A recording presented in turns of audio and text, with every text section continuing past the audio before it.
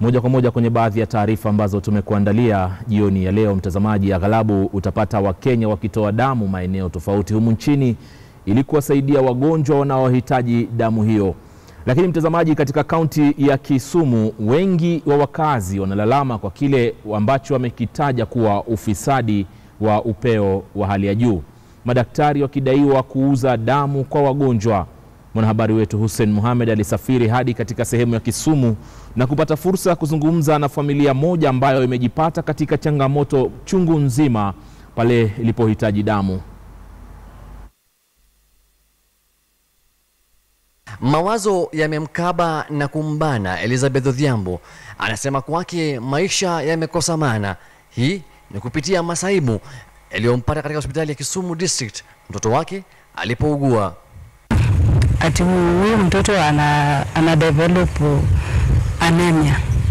Sasa waliniambia nitafute venye anaweza pewa damu. Mtoto wake Kezia Awor alihitaji damu kwa dharura, lakini iliwachukua madaktari wiki moja kabla kuipata.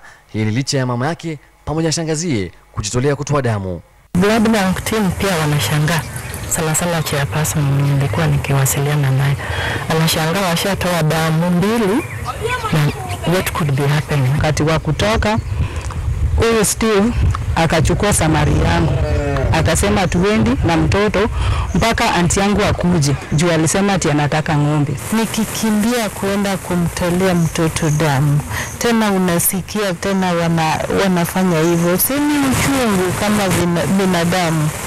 Familia hii inayoishi katika eneo la Kanyametha mjini Kisumu ilikumbwa na mafadhaiko kufuatia matukio ya jiri. Sasa wanadai kuwa mmoja wa wauguzi aliwaeleza kwamba ili mtoto apate nafuu hawana budi ila kutoa mlungula. Mwingine akakuja anaitwa Steve. Akatuuliza kama tumepata damu. Nikamwambia yeye alishawekewa, akawekewa moja. Sasa akaniambia kama alishapewa damu nataka ng'ombe. Swala ambalo wengi wa wagonjwa hujipata kutoa bila kufahamu kuwa damu haiuzwi kwa mgonjwa.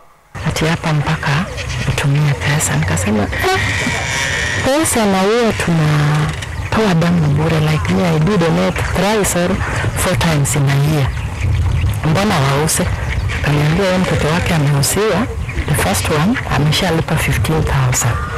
Kufuatia uchunguzi wa tume ya kukabili ufisadi EACC, mmoja wa wauguzi hao alifumaniwa akichukua pesa kwa familia ya mgonjwa. Ng'ombe yake ni 25,000. Nikaogopa, nikasema 25 hiyo ni mingi sana. Kaanza kuongea mara wanaishi kivyao vitu mingi hapo. So hiyo pesa pia wanagawa na madaktari hapo ndani. Nikamuuliza Dr. Who? Akaniambia one of them Dr. Akim.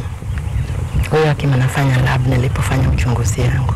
Niko na uchungu kwa sababu wananifanyia sisi vibaya. Wanafanya watu wa Kenya wakufe. We get the public on board in the most desired way, then we will be very easily dealing with the problem. And after all, if the Kenyan citizens stand up and work very actively to push the agenda, then we will just be a facilitator of the process.